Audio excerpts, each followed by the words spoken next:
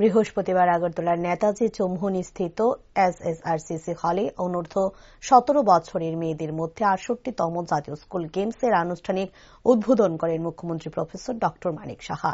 অনুষ্ঠানে মুখ্যমন্ত্রী ছাড়াও উপস্থিত ছিলেন মন্ত্রী টিংকু রায়, দীপা কর্মকার সহ অন্যান্যরা। মুখ্যমন্ত্রী প্রফেসর ড মানিক সাহা বলেন, শারীরিক ও মানসিক সক্ষমতাকে আরও বেশি করে বৃদ্ধি করার লক্ষ্যমাত্রা নিয়ে খেলা একটি বিশেষ গুরুত্বপূর্ণ অংশ। তাই রাজ্যে এরকম ধরনের প্রতিযোগিতা প্রায় প্রতি সময়ই হয়ে থাকে। তাছাড়া দেশের প্রধানমন্ত্রী নরেন্দ্র মোদী নেশামুক্ত ভারত ও নেশামুক্ত ত্রিপুরা গড়ার লক্ষ্যমাত্রা নিয়ে কাজ করে চলছেন। তাই এই ধরনের প্রতিযোগিতায় মনোযোগী হয়ে উঠলে মানুষ চিন্তাশীল দিন দিন আরও অনেক বেশি উন্নত হতে থাকে। তাছাড়া তিনি আশা রাখেন এই অনুষ্ঠানটি সাফল্যমণ্ডিত হয়ে উঠবে।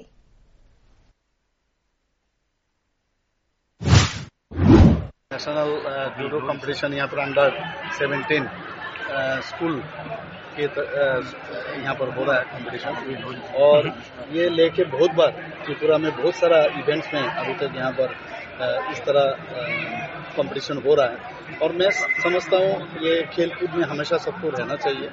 उसमें एक तो शरीर का भी अच्छा फिट होते हैं और ऊपर से उसका जो मेंटल कंडीशन भी अच्छा रहता है। हम लोग हमेशा कहते हैं कि माननीय प्रधानमंत्री जी भी कहते हैं नशा मुक्त भारत, नशा मुक्त त्रिपुरा।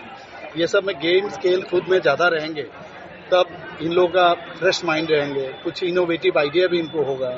तो मैं समझता हूँ ये जिस तरह यहाँ पर कंपटीशन अभी यूथ एंड स्पोर्ट्स डिपार्टमेंट इसको होस्ट कर रहा है और त्रिपुरा स्पोर्ट्स काउंसिल, ये बहुत ही फ्रूटफुल होगा।